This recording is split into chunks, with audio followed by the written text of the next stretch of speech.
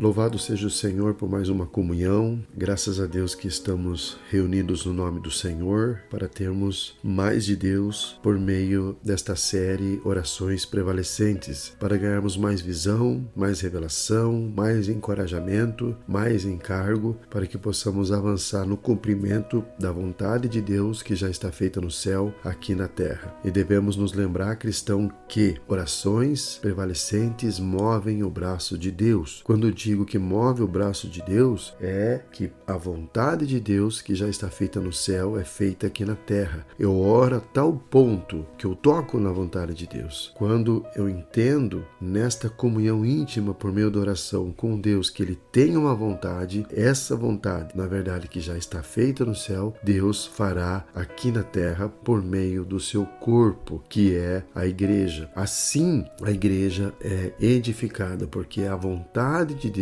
sendo cumprida. Nós já vimos em Mateus 6:33 que diz assim: buscai em primeiro lugar o reino e a sua justiça, e as demais coisas vos serão acrescentadas. Já falamos que Deus é suficiente para suprir suas necessidades materiais, de sustento e também de segurança e alegria. Então o Senhor é suficiente para suprir todas essas coisas de acordo com a vontade de Deus, ao tempo de Deus e não a nossa. Por isso devemos descansar nos braços do Senhor, na mão poderosa de Deus. E devemos avançar, dar um passo mais com respeito à comunhão com Deus, porque não somente o Senhor Jesus veio para nos dar vida, mas também para nos dar em abundância. E essa abundância de vida está relacionada a ganhar o próprio Deus em nosso espírito, de tal forma que Ele se expresse através de nós, que a glória de Deus apareça em nosso viver, em nossas vidas, no corpo, na igreja. Senhor Jesus, graças a Deus. E lá em Mateus capítulo 6,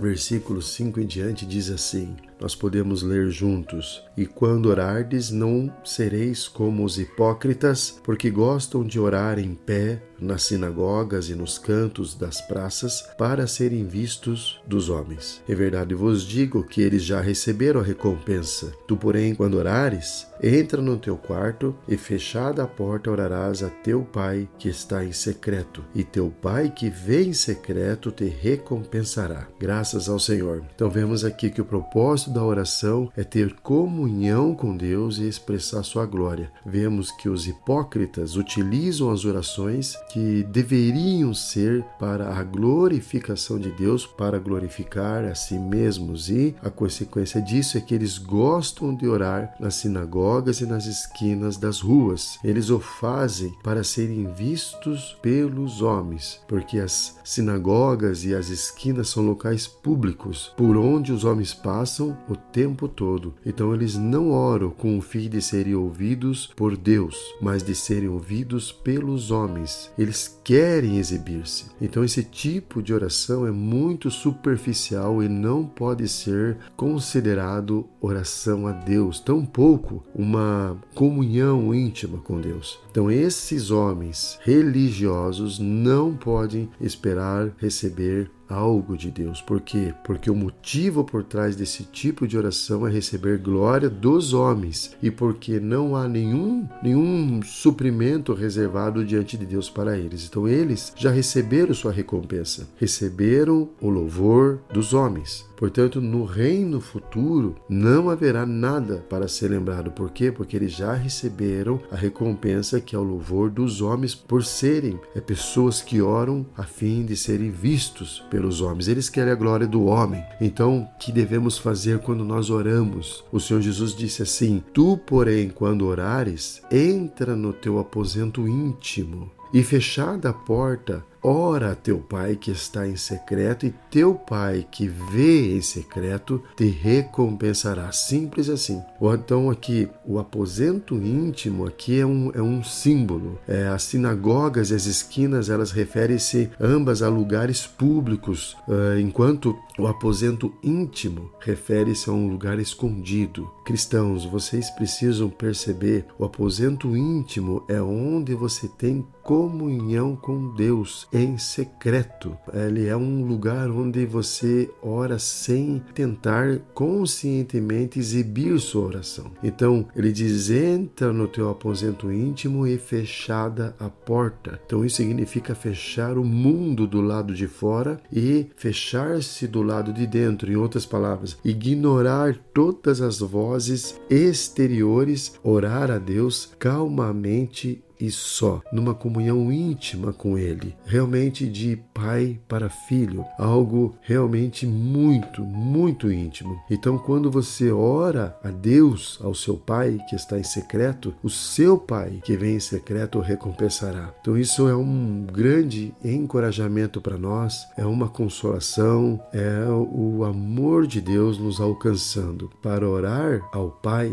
que está em secreto, eu e você precisamos ter fé, muita fé. Então, embora não precise sentir algo extraordinário quando está orando, nós precisamos crer que nós estamos orando ao Pai e que Ele está em secreto conosco, no mais íntimo dessa comunhão. Ele está em secreto, em um lugar que os olhos humanos não podem ver. Então, contudo, Ele de fato está ali. Isso é precioso demais. Nós precisamos crer que de fato o Senhor está no meio de nós, está no meio dessa comunhão, está no meio dessa oração. Ele não desprezará a nossa oração. Ele vê você orando em secreto ao Pai. Então isso nos mostra o quanto Ele se importa com as nossas orações. Então, cristão, precisa entender e acreditar nessa palavra que está dita aqui em Mateus capítulo 6, versículo 5 em diante. Se o Senhor disse que os recompensará, significa que Ele os recompensará. Então o Senhor garante que a nossa oração, a sua, a minha oração em secreto não será em vão. Então, se nós orarmos de maneira adequada, o Pai nos recompensará. Mesmo que pareça não haver qualquer recompensa hoje, um dia ela virá, graças ao Senhor. Então, cristão, será que a sua oração em secreto passa na prova do Pai que vê em secreto? Vocês creem que o Pai os vê em secreto e que Ele irá recompensá-lo? É isso que precisamos diante do Senhor, rogar até mesmo ao Senhor para que nos conceda um coração vigilante por meio da oração e da súplica, como nós vimos na comunhão anterior. Nós precisamos orar, suplicar ao Senhor, mas com um coração vigilante. E aqui o Pai que está em secreto nos aguarda no aposento íntimo. E entendemos também pela palavra que o mais íntimo para termos uma comunhão com o Senhor é em nosso espírito. Quando estamos no nosso espírito, quando nos voltamos ao Senhor de maneira adequada, com um coração puro, firme e forte diante do Senhor, totalmente dilatado a Ele, é como se abríssemos uma porta e entrássemos no aposento íntimo, em outras palavras, no Santo dos Santos. E ali temos uma comunhão íntima com o Pai, com o Filho e com o Espírito Santo. Então isso é maravilhoso. Nós entendemos que na presença de Deus nós ganhamos vida. Então orações prevalecentes nos levam a tocar na vontade de Deus. Então entra, cristão, no seu quarto, entra no seu aposento, no mais íntimo do seu ser e tenha comunhão com o Senhor na intimidade do seu coração com Ele, a fim de tocar no seu amor e na sua vontade. E isso é algo entre você e o Senhor. Não precisa que os outros o vejam, não queira receber glória de homens, ou até mesmo aparecer que está orando, ou até mesmo falar aos outros que você ora. Precisamos apenas